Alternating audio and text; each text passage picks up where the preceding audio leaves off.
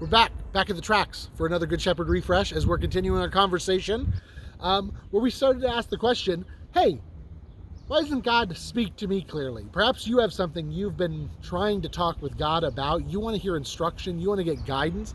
Well, great. One way we can do that is following some advice that we learned from a railroad track, which is to stop, look, and listen.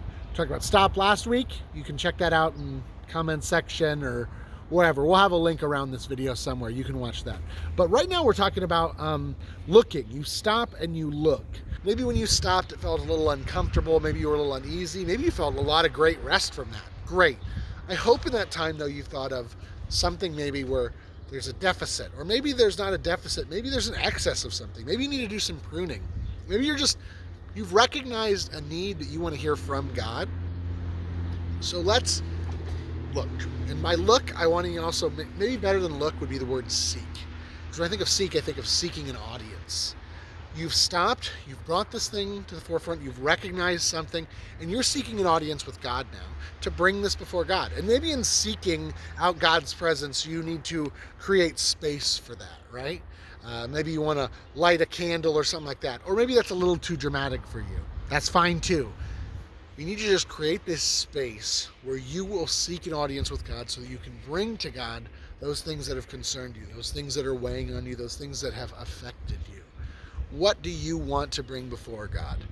Because God has said, I want to hear it. If you need an example of this in scriptures, Job does that really quickly through his challenging times. The first thing he does is when he's outraged and heartbroken and devastated, he says, God, come here.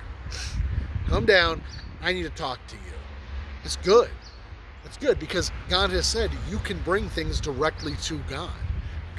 We've been encouraged through Jesus, even in the Lord's Prayer, by the use of the word Father. Our Father who art in heaven. Our Abba, our Dad. This is family business. So bring it to me. If there is something weighing on you, if there is something pressing on you, seek God's presence.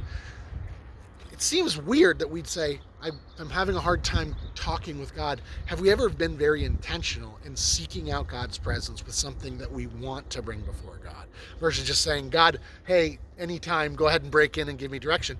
Maybe there's a question you'd like to bring to God, a concern, a hope. Maybe it's healing. Maybe it's restoration. Maybe it's forgiveness. Seek that out. Seek it out. Bring that place. Look. Cool? We'll talk next time about how we listen. If we bring this to God, what if God responds? What are we listening for? We'll do that next time. Bye.